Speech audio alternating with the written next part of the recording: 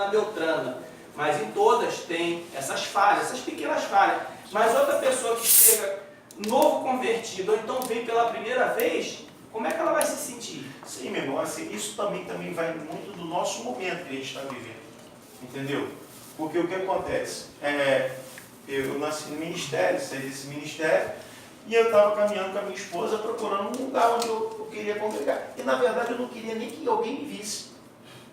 Eu só queria estar lá para adorar. Isso depende muito do momento. O momento também que o irmão estava vivendo era um momento de precisar de alguém acolher. Ele acolher. O irmão não sentiu isso. É um momento. Não quer dizer que em outro momento isso pode acontecer, ou vai acontecer com todos, entendeu? Porque eu já vivi um momento de transição, de sair de uma igreja e ir para uma outra igreja. E nessa transição que eu tive, o meu problema não era ser visto. Eu não queria ser visto. Eu queria estar lá, adorar, ir embora, e não queria nem problema com a minha vida. Mas aí eu fiquei assim. Entendeu? Mas era o momento. Então, assim, são casos e casos. Chateado que nem uma boa noite, uma paz do Senhor ele fez. Sim. E ninguém deu para você na igreja e tal. Eu sempre falo com a igreja, irmão. Eu falei, meu Deus, então se eu fosse um ladrão, eu ia lá disfarçado com um irmão, chego lá, eu vou lá no banheiro, aí pego uma bolsa, um celular, estou dando exemplo. Ia roubar e ninguém ia saber de nada, porque as pessoas não vieram falar, não vieram cumprimentar. Ô meu irmão, tudo bom, tudo na paz? Ó, seja bem-vindo. A gente quer um acolhimento. O pastor aqui, quando chega alguém aqui, ele vai lá no banco, ele sai de lá, vai lá falar, vai abraçar. É acolhedor, o senhor também. Mas esse pastor não é. Pode ser o jeito dele. Não, pode ser, você pode ter chegado lá num dia também, porque ele é um ser humano. Mas foi Cara, dois domingos, uma quarta. Cara, o bicho tá virado como siri, né? Não, cara. Porque o que acontece? Deixa eu falar, irmão. Assim, eu não estou aqui. Não estou falando isso aqui, eu não estou falando assim. Não estou citando. Eu não estou falando assim. Ele é pastor amoroso. Eu não sei. Nem conheço o pastor, irmão. Nem quero que seja citado nada de nome de pastor. Mas para analisar, irmão. Aqui, o cara também é um ser humano, cara. É um ser humano cheio de problemas. Você estava num momento difícil também, você estava precisando de uma perda de mão. Talvez uma perda de mão seria muito mais valioso para você do que uma palavra naquela noite. Pastor, entendeu? Vou falar uma coisa E o que acontece? Aquele pastor lá, talvez, cara, estava passando por um processo na vida dele também que a gente não sabe. Por quê? Porque o cara também é um ser humano, tá me compreendendo? Cara, como pastor, assim, dificilmente você vai chegar lá na igreja, cara, dificilmente, estou falando por mim não, dificilmente, a igreja tem 110 lugares, então dificilmente eu não visualizar um visitante não apertar a mão de alguém. Ontem, a família também não era grande. Eu citei lá, ontem lá na igreja, lá tinha uma família lá que eu nunca tinha visto na igreja. Mas ontem eu não tive a oportunidade de ser acessível a essa família. Eu não queria. Eu queria ser acessível. É metade dessa igreja aqui, então é menor. Eu queria, assim. Aqui cabe 250, mas lá entenda só, 100. eu queria muito ser acessível à família que teve na igreja ontem. Tanto que hoje, quando eu fui levar a chave da casa do irmão, a primeira coisa que eu falei foi, cara, que coisa maravilhosa, então o teu cunhado lá queria apertar a mão dele, queria apertar a mão de todo mundo, mas eu não pude, eu não tive essa oportunidade. Mas pode ter dia que eu entro na igreja, cara, e eu vou resolver umas outras coisas, a cabeça está cheia.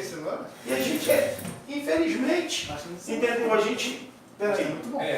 Mas são momentos, cara. São momentos. Mas tudo bem, aí o senhor tem lá as suas preocupações, tem problemas para resolver, etc. Mas e quem está na portaria? Vamos dizer a Denise fica aqui. O outro fica aqui embaixo, na portaria, a outra fica lá em cima. Se na hora que o irmão chegar, eu não conheço aqui, vou vir pela primeira vez para fazer uma visita, para ver como é que é, o louvor maravilhoso, a banda show de bola, né? Tem ar-condicionado, etc. Tudo do bom do melhor, tudo chique. Não fui lá por causa da chiqueza, né? Das coisas bonitas. Como pode ser muito humilde. Como pode ser muito humilde, mas a igreja é pequena.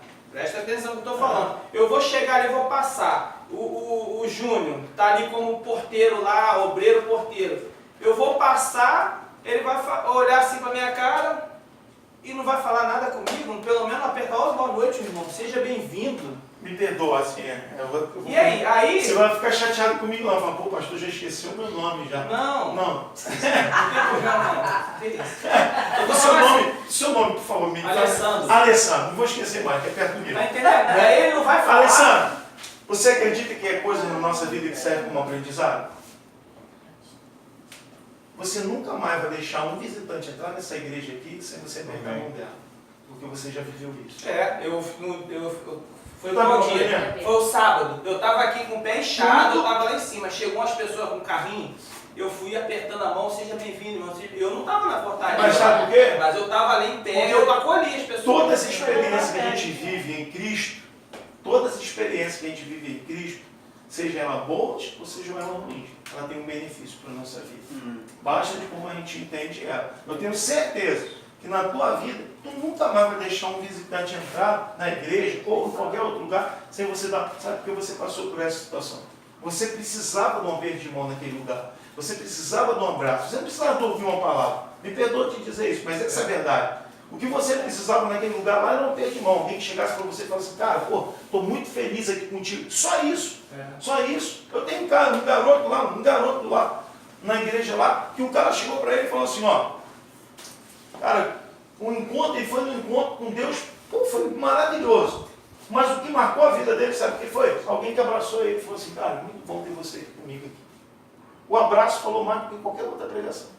E desculpa até eu porque interromper o senhor aí isso é do importante. término da Isso coisa é para falar importante. isso, porque E aí você hoje percebe que perguntar hoje de falar, você de se percebe, expor, hoje você percebe a necessidade que é da gente ser acolhedor a alguém, certo? Da gente dar atenção às pessoas, entendeu? E isso pode trazer um benefício para a tua vida. Talvez naquele momento foi ruim você ter vivido isso, mas para esse momento da tua vida vai trazer como um aprendizado para você poder cuidar de outras pessoas, cuidar de outras vidas. E isso é importante. Isso é importante, né? Tem coisas que eu vivi lá atrás no Evangelho, cara, eu falo assim, cara, não precisava ver isso, e tu tá me compreendendo? E hoje eu tenho como aprendizado. Coisas que às vezes eu nem aceitava muito, assim, no meu íntimo, assim, né? Ou no meu pastor falava certas coisas, e hoje eu sinto a dor que ele sentia, e falo assim, cara, eu só preciso fazer um pouquinho diferente. Mas eu sei porque aquela situação, sabe? A aflição que muitas vezes ele chegava no púlpito, meu pastor era um paraibano, cara. O cara era, assim, militar, tu imagina, o cara era um militar. Vai ser arretado assim. O cara, quando estava angustiado, meu irmão, ele subia no púlpito e ele mandava bala. Era coisa séria. Entendeu? Era pauleira. Hoje, como pastor, eu não era de... Eu falava, pô, mas precisa ser assim. Realmente, eu vejo que não precisa ser assim, mas hoje eu entendo o sentimento que muitas vezes ele não sabia controlar. E a solidão do cara. Então, o que acontece? Se eu não me engano, é Coríntios capítulo 10, se eu não me engano. É capítulo 10. Certo? Que fala que as coisas passadas servem como uma alegoria para os presentes. Ou seja, aquilo que a gente viveu lá atrás serve como alegoria. O que é alegoria? Alegoria é aquilo que representa um enredo na nossa vida. Certo? Ou seja, o povo entrei aqui hoje falando sobre isso. O povo não tomou a terra prometida porque olhou para quê? Para a dificuldade. Não foi isso? E não para as maravilhas que tinha na terra. Não foi isso? Aí a gente fala assim, cara, o que eu preciso hoje para avançar e tomar posse das maravilhas que Deus tem na minha vida? Não olhar para a dificuldade, mas olhar para as coisas. Por quê? Porque eu já tenho um exemplo lá de trás. Se os meus irmãos lá atrás não tomaram posse das coisas boas, por quê? Porque olharam para a dificuldade, não preciso olhar hoje para quê? Para aquilo que o Senhor tem preparado para a minha vida. Então, isso serve como um exemplo. Foi ruim, horrível, porque o teu momento ali era de receber um abraço. Era de receber um aperto de mão de alguém, de um acolhimento, era o que você precisava. E não foi dado isso. Mas isso hoje, com Deus é tão misericordioso que Ele te trouxe para a presença dEle, te manteve na presença dEle, para quê? Para que hoje você possa olhar isso com outro olhar e falar assim, cara, eu não quero agir daquela forma. Eu quero poder agir dessa forma aqui, com as pessoas que vão estar comigo, vão congregar comigo. Eu quero ser o cara mesmo na igreja que esteja pronto a receber alguém, olhar assim. O meu pastor não viu seja bem-vindo. Cara, assim, eu era diácono na igreja. E lá na igreja onde eu congregava, assim, são coisas importantes. Irmãos, fala de comunidade. Se a gente vai falar de célula, tem que falar de comunidade. Está falando de Gerafim, né? Eu era diácono na igreja, eu fui diácono na igreja, eu passei por todos esses processos. Eu fui de jovem, fui diácono, você está me compreendendo? Eu só dei um salto do diácono para evangelista. Eu passei pelo presbitério, né? Então, eu dei um saltozinho assim. Né? Então, o que acontece? Eu passei por todos esses processos na igreja. E lá na igreja, a gente tinha uma turma de pessoas de idade, de pessoas que tinham dificuldade de estar na igreja, que não iam à igreja. Irmão, quando eu fui levantado ao diaconato na igreja, existia 11 diáconos na igreja. Fantasmas. Tinha do lado do púlpito assim, as igrejas funcionavam assim, né? As cadeiras no púlpito, do lado do púlpito assim, tinha o banco diaconal. Então tinha 2 bancos ali que era só para os diáconos, todo mundo de terno, gravata, sentava ali. E quando o Senhor me levou ao diaconato, cara, o meu pastor nunca pediu para mim. Falou assim, Alexandre, ele só me ensinou qual era a função de diácono na igreja. Pela própria palavra de Deus, no que está escrito lá no livro de Atos, Apóstolos capítulo 6, ele falou assim, o diácono precisa atuar aqui. Sabe? É dessa forma aqui que precisa atuar. Cara, eu na noite de ceia, meu pastor nunca me pediu isso. Nunca. Mas na noite de ceia, toda noite de ceia, eu ia com um papel na mão e uma caneta. E eu anotava o nome de todo mundo que não aparecia na igreja. Era tradicional, meu irmão. Sabe? Culto de membro. E o pastor nunca me pediu. Tinha um diácono na igreja. Eu cheguei para o outro diácono que foi levantado junto comigo, né? A gente foi levantado junto, era amigo. Afinidade, aquela galera da antiga, a gente está chegando agora. É da minha turma. Meu fechamento. Né? Eu cheguei para ele e falei, cara, olha só, fulano não veio. Pô, o que tu acha? Vamos semana que vem levar cedo desse pessoal? E eu cheguei, pastor, posso levar cedo fulano e tal? O cara puxa o saco, agora está querendo ser pastor da igreja. É assim, eu vim dessa tradição, cara. Eu passei por aí. Onde você fazia qualquer coisa dentro da igreja, as pessoas te olhavam para dizer que você quer aparecer. Eu superei isso tudo aí. Graças a Deus por Dá isso. desculpa de que ele quer fazer. É isso aí, o que acontece? Chamava o irmão e no domingo seguinte, irmão, eu trabalhei, eu trabalhava sábado, domingo, feriado, eu trabalhava direto. Eu saía do trabalho, irmão, no segundo, meu domingo, no segundo domingo, eu saía direto de Botafogo, do meu trabalho, eu ia direto para a igreja. Eu levava uma bolsa porque a gente usava terno, gravata, né? Tinha que usar, né? E eu levava dentro de uma bolsa aquilo para a igreja, direto para a igreja. Eu passava pela minha casa, passava na porta da minha casa de ônibus e ia parar lá no limite, sabe? E eu ia para lá e me reunia com o irmão lá, a gente preparava a ceia. E a gente ia com nossos próprios recursos. Ia com o carro enxerretinho do irmão, a gente ia de casa em casa. De casa em casa. Pegava kit ceia, né? Kit ceia, tinha aquela caixinha, maneirinha. Eu ia de casa em casa, irmão. Ninguém nunca me pediu para fazer isso. Ninguém nunca falou assim, pastor, faça isso. E isso foi um momento ruim da minha vida, que depois que eu fui levantado a pastor, eu achava que as pessoas tinham que atuar igual a mim. Sabe? E até que eu fui aprendendo, né, com a caminhada, a gente vai aprendendo que cada um é diferente do outro. Uns precisam de um direcionamento, outros não. Né? Então, a gente ia de casa em casa, até que a gente começou a ver que, a gente via na igreja e falou assim, irmã Chiquinha nunca mais vem na igreja. Quem é a irmã Chiquinha? Que desde do tempo que eu estou na igreja, eu nunca vi essa irmã na igreja. A irmã Maria Fulano de tal nunca mais veio à igreja. Eu falava assim, por que são essas irmãs? Eu queria saber quem eram elas, sabe? E o pastor morava lá, no Meia, e ele vinha para cá uma vez por mês, ele ia visitar essas irmãs. Cara, ele tinha quantos já que eu falei aqui lá? 11. Já achamos. Eu virei para esse irmão, a gente era muito junto. Eu falei, cara, vamos visitar esse pessoal. E começamos a visitar esse pessoal. Aí começamos a visitar esse pessoal, começamos a visitar essas senhoras, começamos a visitar cada uma dessas pessoas. E a gente colocou um propósito no coração. A igreja tinha uma Kombi. Não tem uma Kombi até hoje.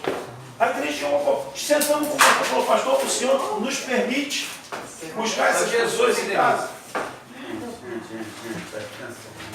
O senhor nos permite pegar essas pessoas em casa? Aí a gente passou a levar essas senhoras em casa. Pegar em casa. Elas agora não precisavam tomar ceia na casa delas, tomavam ceia na igreja. Está me entendendo? E todo mundo, quando as irmãs chegavam lá, irmão, que saudade, não teve ceia lá. Então são coisas, cara, que vão acrescentar para a nossa vida. Para a nossa vida. O jovem sentou comigo no encontro e falou assim, pastor, eu quero ser pastor.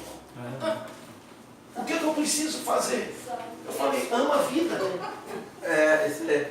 Não, mas antigamente, o que as pessoas falavam? Você quer ser pastor? Pastor aqui nessa igreja só tem um. O menino do céu. Eu cheguei.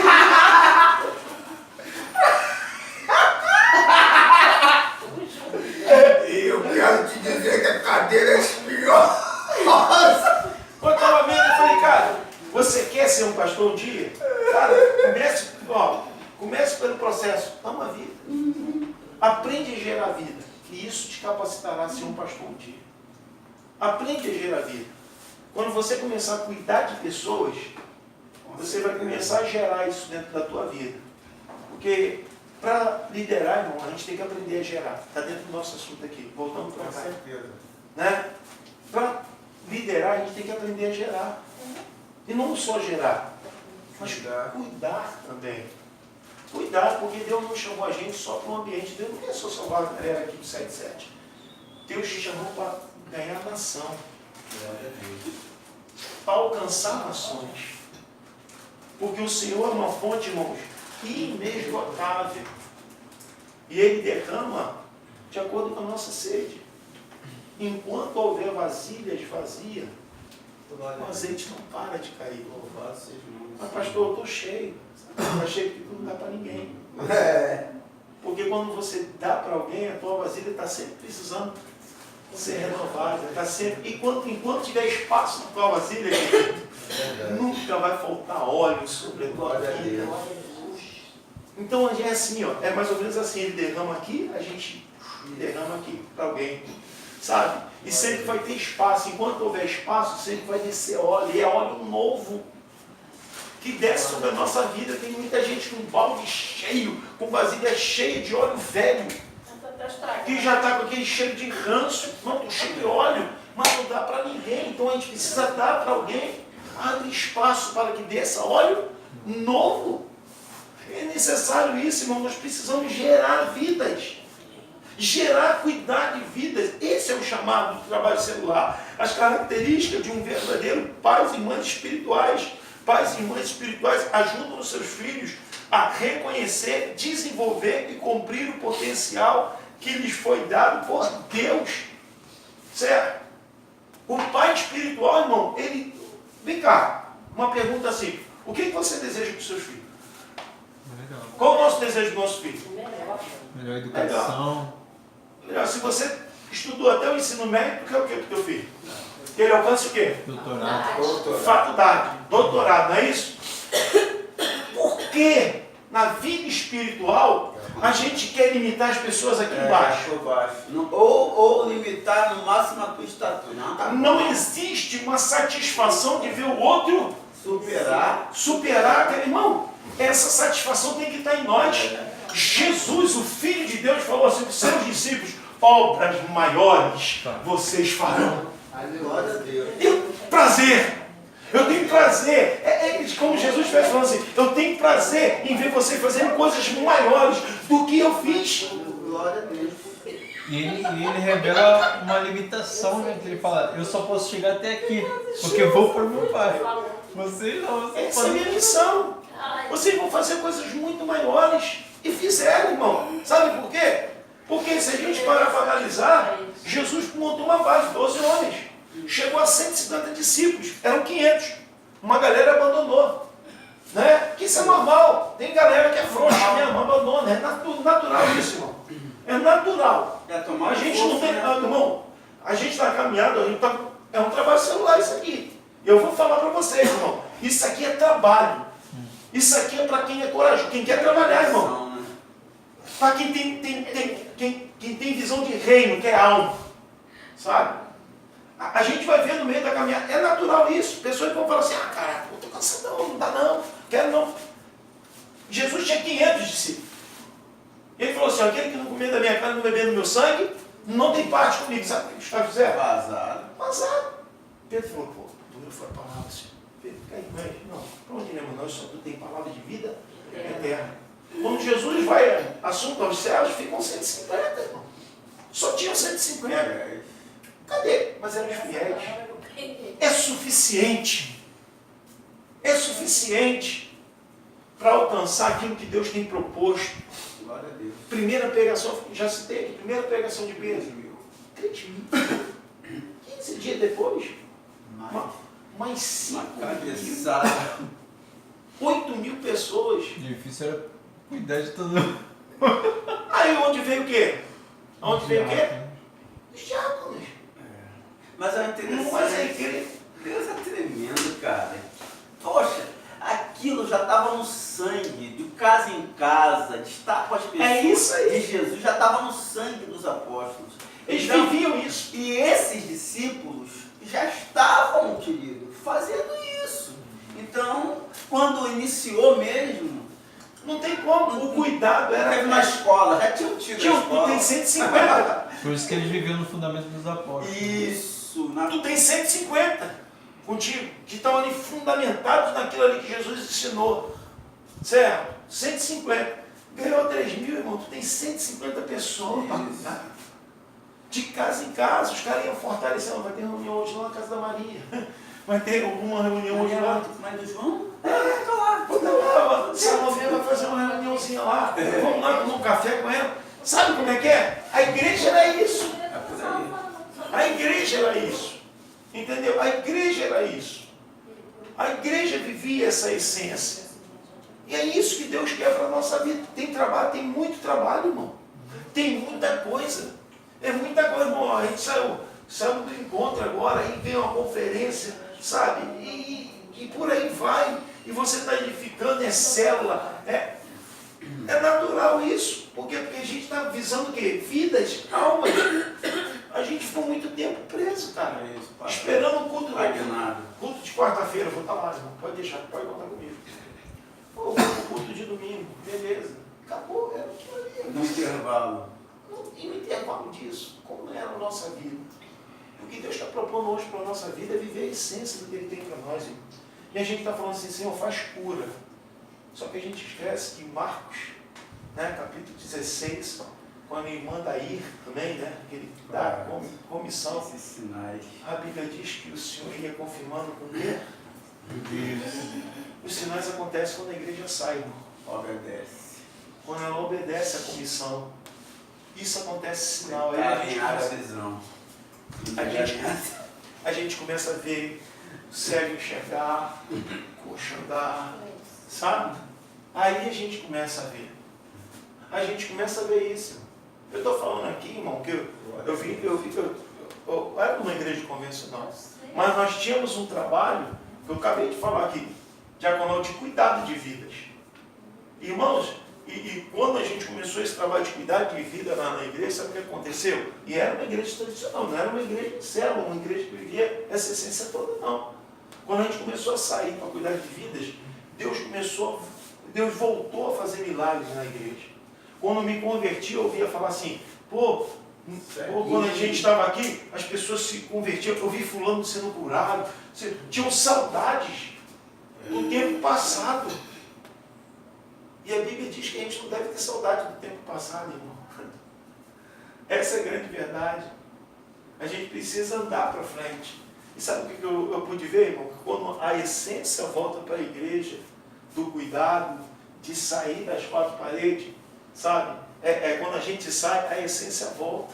Glória a Deus. E a gente volta a ver milagres acontecendo.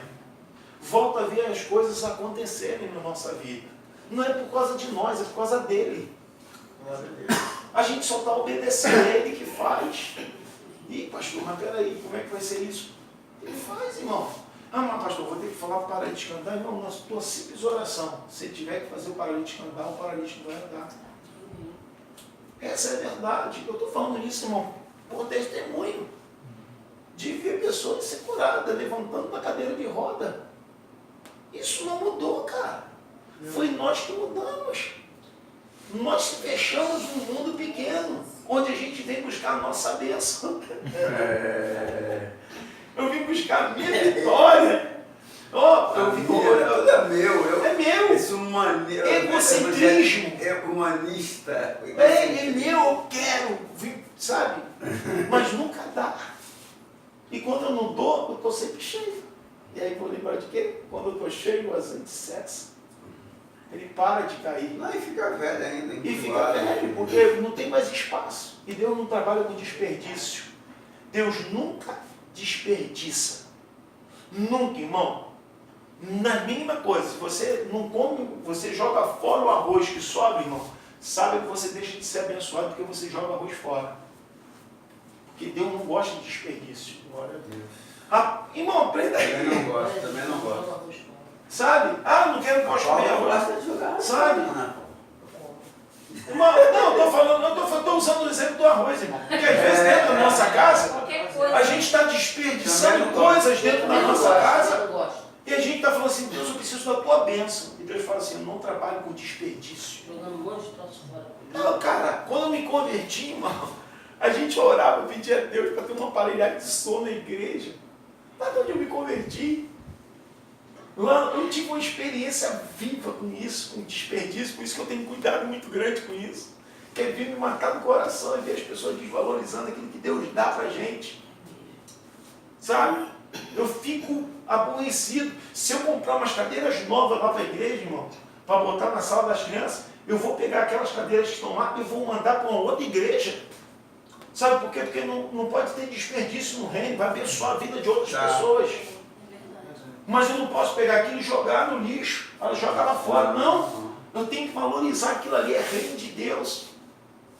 Eu cheguei na igreja, a gente orava, eu era bem mais novo, né? A gente orava de Deus, que a gente só tinha uma caixa de som e botava 3 microfones na caixa de som. E arrebentava. Entendeu? Era 3 microfones, uma guitarra e tinha uma caixa lá do baixo, lá, irmão, tu imagina tudo ali, né? Numa caixa de som, e a gente orando a Deus e, cara, por que isso não acontece na igreja? Uma vez eu fui na igreja limpar a igreja. E eu tinha uma curiosidade, porque no púlpito tinha uma cortina. Ah, sim. Atrás da cortina tinha um espaço. Irmãos, quando eu entrei naquele espaço, irmão, Deus falou comigo naquela hora. Eu pisei lá. Tinha uma mesa de som, um amplificador. Tinha um acordeon, sendo comida por traça. Tinha um baixo. Irmão, quando eu olhei aquilo ali, o Espírito Santo falou no meu coração assim, é por isso que ele não tira tudo daí. Tirei aquilo tudo, levei para pastor, o senhor sabia? Meu irmão, os irmãos foram botando lá, acabou caindo, esqueci. Eu falei, não, pastor, vamos reformar isso tudo aqui. Vamos mandar reformar no Odeon. Não tem ninguém que toca, não tem problema, vamos reformar, deixar ela aqui guardada aqui.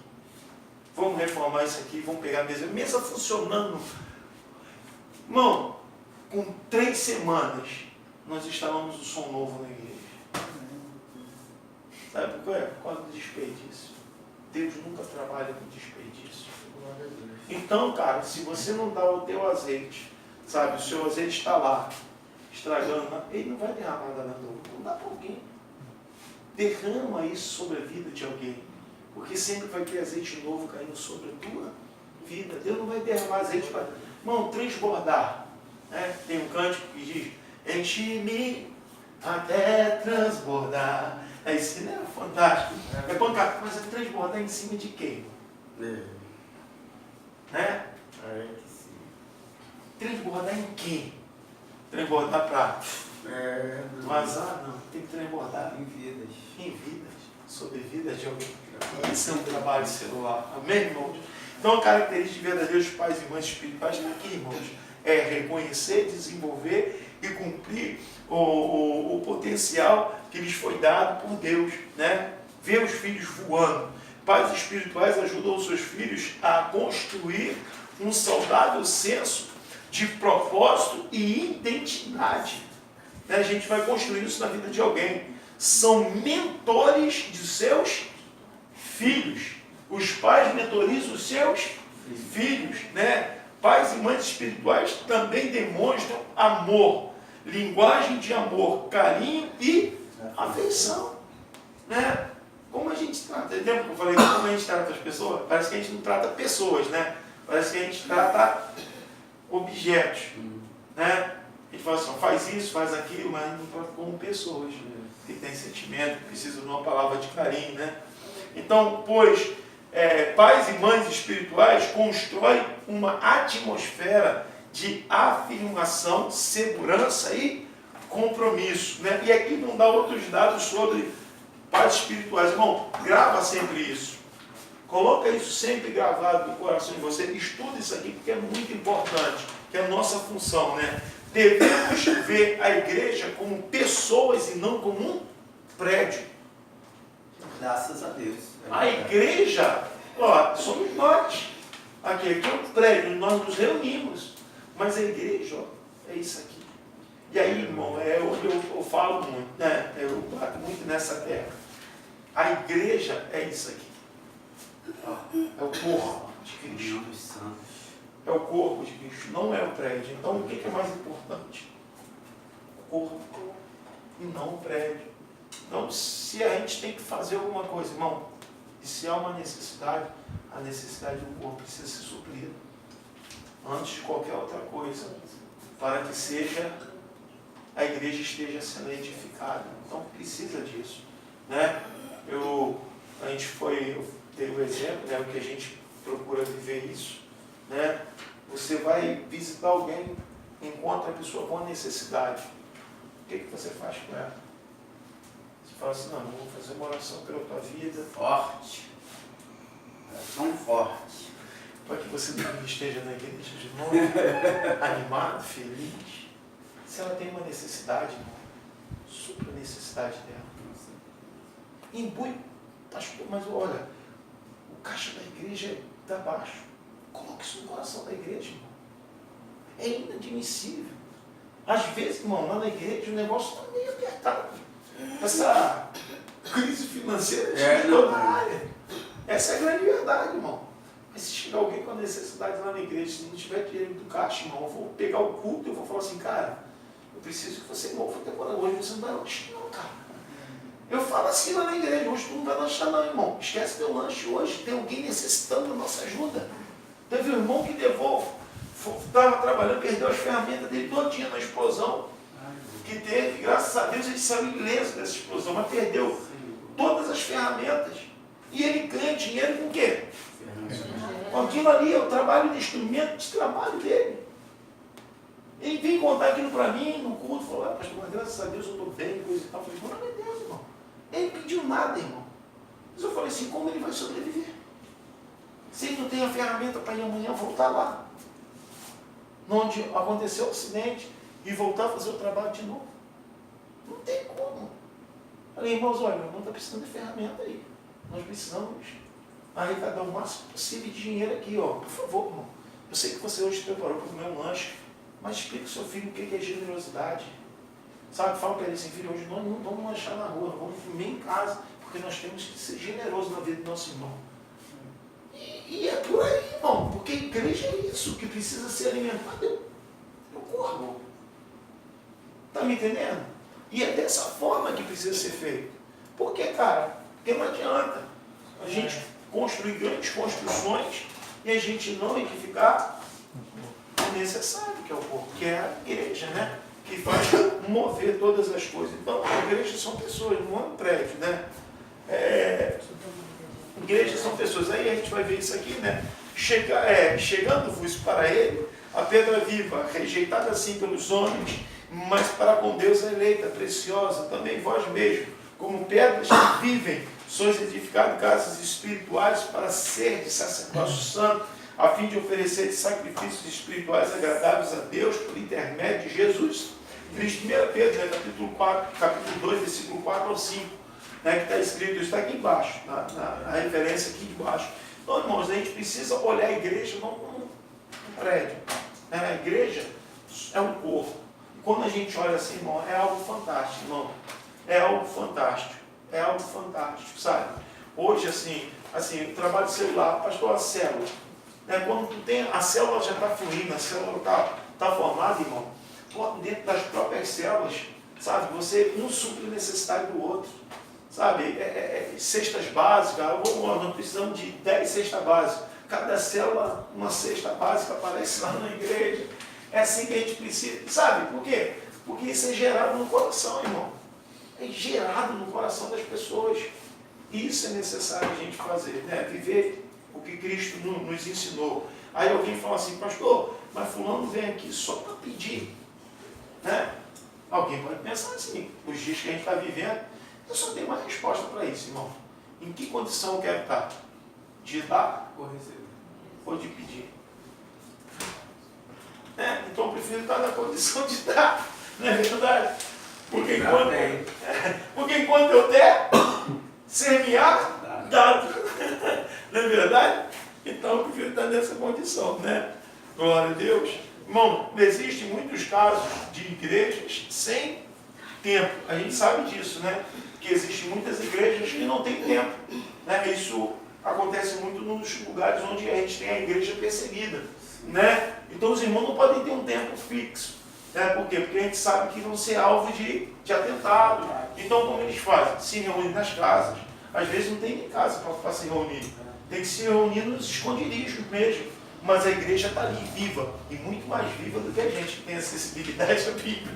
Né? Os caras estão lá comendo a palavra, a oração, estão torcendo para chegar aquele dia do culto. E a gente tem uma liberdade. Muitas vezes a gente... não está vindo no culto não, cara. Está me entendendo? Porque a gente não é privado. Né? Dizem que o proibido é mais gostoso. Eu não sei se é verdade, né? Mas tem um pregador aí chinês que ele fala sobre isso. Fala, cara, se o meu país tivesse a liberdade que o Brasil tem, nós seríamos a maior potência no evangelho do mundo. Talvez não, né? Não ia ser perseguido. É isso Não ia ser proibido. É isso aí. Mas a gente hoje tem uma acessibilidade, tem muita acessibilidade. Né? A gente só não bebe da fonte se a gente não quiser. Essa é a grande verdade, porque ela está jorrando, né? Os santos são chamados para fazer o trabalho do ministério. Devemos resistir ao mito do santo homem. Né? Isso aqui é interessante. A página seguinte, 92. Eu estou correndo para a gente ver se a gente consegue fechar aqui. Eu acho que não vai dar.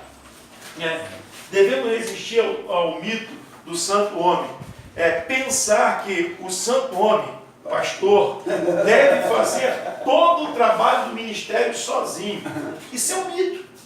Irmão, isso é um mito.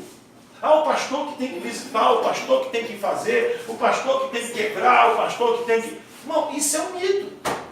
Isso é um mito. Me mostra na Bíblia qual era a função dos pastores daquela época, dos discípulos.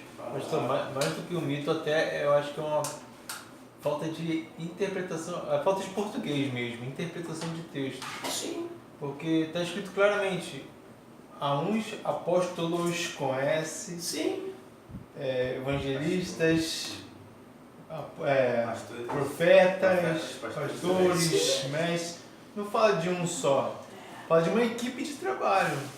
O texto diz que Deus designou. Se você pegar no original, designar é organizar. Deus organizou a igreja com funções dentro dela. Certo?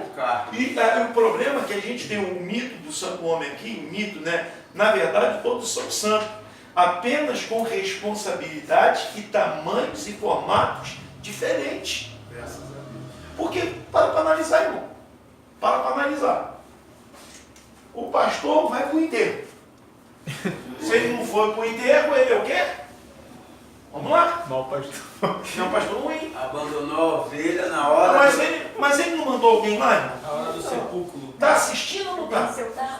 Tá representante. Tem que ser. Não, mas tem que ser o pastor. Tem que ser o pastor. Tem que ser. À noite a gente tem que fazer o Se não for casamento. o pastor. Aí Mas a gente ainda tem que sair do casamento por 15 anos, no finalzinho lá. chorou aqui no enterro e a noite está. Glória a Deus, irmãos, que alegria. Vou comer o bolo. Né? Vamos falar a verdade, irmão. Pelo amor de Deus. Aí ele sai dali, no outro dia ele tem que dar aula na escola bíblica dominical. O casamento acabou às 3 da manhã. Não, e esse homem tem que trabalhar, tem que ter um segundo trabalho. Tem que ter um Não pode segundo ser trabalho, porque a igreja não tem uma visão de que o pastor ele precisa ter liberdade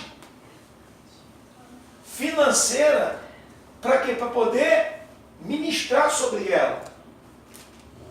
Ter tempo. Aí o cara tem que enterrar, casar, quebrar pedra, visitar, dar aula, e no domingo à noite eu chego lá na igreja e falo assim, Belo sermão. Se não, pera aí, né? quando eu chego à noite eu falo, pô, pastor tá fraquinho, mano. Foi melhor, foi melhor. Já foi Que melhor. palavra, Fica cochilando. Então, que palavra, Deu até sono. que palavra. Mas o pastor faz tudo isso aí. Foi numa Que expectativa. Vai na reunião na igreja, quando volta faz não sei o que, vai aqui, vai Que ali, palavra, vai. que palavra. Faz a obra. Irmãos, É mesmo. essa mentalidade precisa ser mudada. Essa mentalidade precisa ser mudada. Mudada. Alguém chegou para mim outro dia e falou assim, pastor, a gente está crescendo, mas a irmã fulana, eu tinha ido semanas antes na casa dessa irmã. Isso é bom, ele prepara a gente.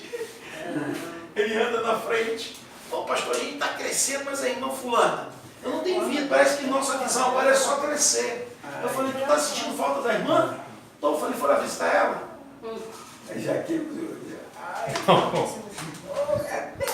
Sentiu falta, vai lá visitar, pô. Sentiu falta, vai lá visitar. Mas isso daí é a função do pastor. Não é. Irmão, não é. Tem que quebrar com isso. Porque o que acontece? O pastor ele precisa preparar a sua igreja.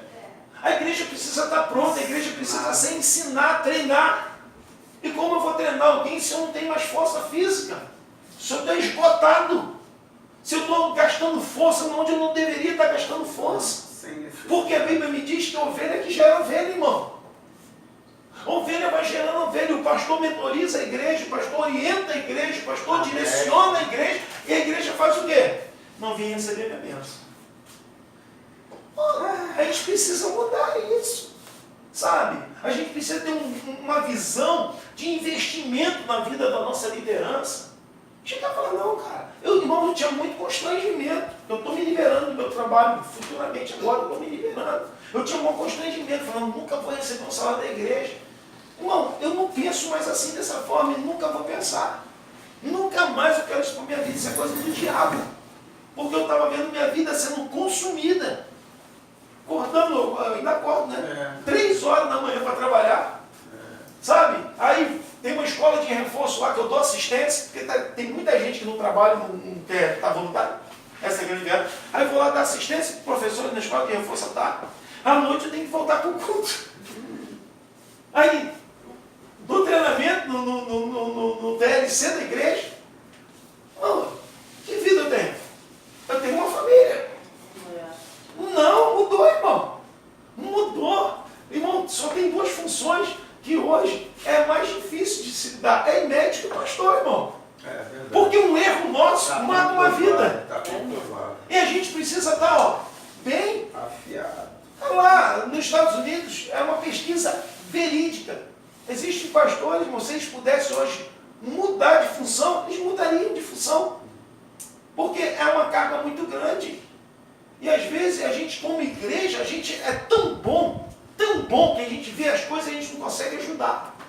A gente fala assim, não, isso é obrigação do cara. E não tem que quebrar esse mito. É o pastor. Não é, irmão. E o que eu sou? Eu sou a igreja. Pastor, se nós leva de volta naquela passagem de Atos, na instituição dos diáconos, Os diáconos. os discípulos não podiam fazer tudo os apóstolos. A igreja tem que ser viva, irmão. A igreja tem que ser. Eu quero que eu fale assim, não, eu sou a igreja. Mas Eu sou a igreja, mas a responsabilidade é do pastor.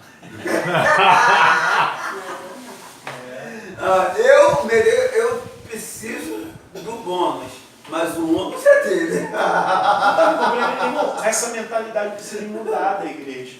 Honrar. Irmãos, olha, eu tenho andado muito por aí, sabe? Tenho andado muito. E a gente está estudando as 7 cartas. Né? A gente está na igreja lá no período do Apocalipse, as 7 cartas. Né? E lá no Apocalipse, nas 7 cartas, a gente, domingo agora, a gente estudou sobre Pérgamo. E se você ver, você vai ver que a igreja de Éfeso, ela começa a falhar em algumas coisas quando ela perde seu pastor. O pastor de Éfeso era João. E você vai ver que a igreja de Pérgamo, ela começa a permitir entrar prostituição e coisas erradas dentro da igreja quando ela também perde o seu pastor, que era Antipas, que era discípulo de João. Então, quando o pastor ele é atingido, irmão, todo o corpo Pastor, dispersa. decai. Então, se a gente não cuida bem dos nossos pastores, sabe o que acontece? Quem sofre é a igreja. Aí a gente está querendo o quê? Milagre. Não, quer milagre? Cuida bem da tua liderança. Me perdoa, pastor, tem Vamos tratar algumas coisas assim. Na realidade, quem é milagre vai trabalhar vagabundo. Sabe por quê? Mas é verdade, pastor. Às vezes a gente quer que Deus faça o trabalho que é nosso. Sim. Mas aí a gente já quer terceirizar. E já quer colocar em outro a responsabilidade que é minha. Você falou